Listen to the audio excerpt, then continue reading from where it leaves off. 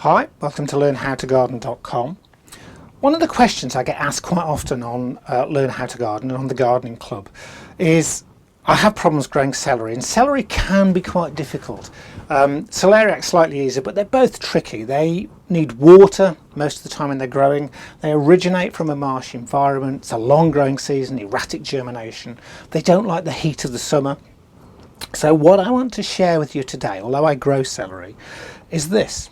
It looks exactly like celery, but in fact what this is Chinese celery, sometimes called kinsai. Has a very long history of being grown in China.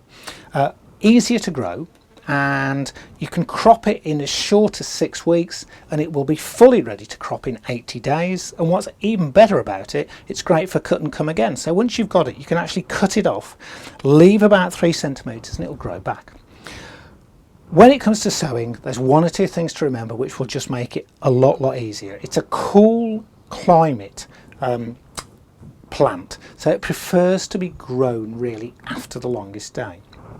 And what you need is some decent potting compost, and then you need some of this. This is vermiculite, and what vermiculite does is it regulates the moisture content of the compost. It means that it holds slightly more moisture, but it also stops it getting waterlogged. So it's a great thing to add to compost for sowing things that like that moist environment, like celery or fennel. And you can actually sow into little individual modules.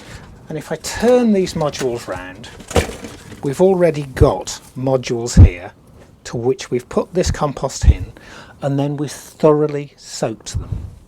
You leave it to dry, then you take your finger and you just make a slight indentation in the top of each of those modules. Now, celery is tiny, has tiny seeds, hence the specks.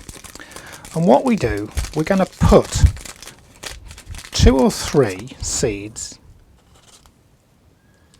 into each of these indentations that are already wet.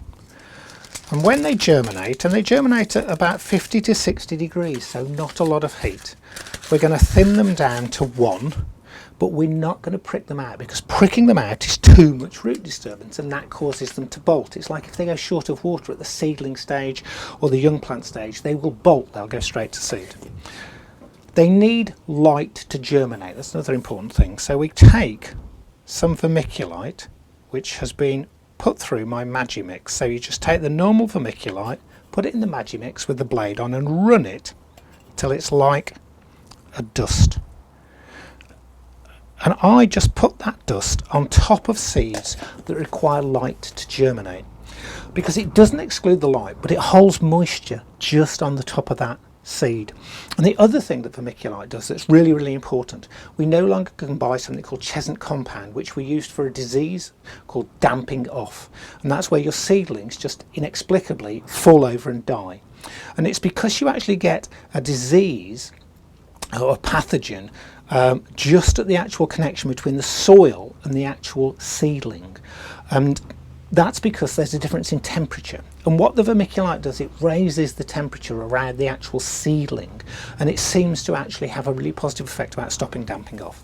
Anyway, once you've done that, that goes into your cold frame, and that'll sit in the cold frame until it's germinated. Now, these plants here are about 3 to 4 weeks old, and by then they have created this fantastic root system. And if you notice, all the roots are growing down. That's because there are the ridges in these modules. Now, you could cut that off and you could already use that. It's a fantastic plant to use in soups or stir fries.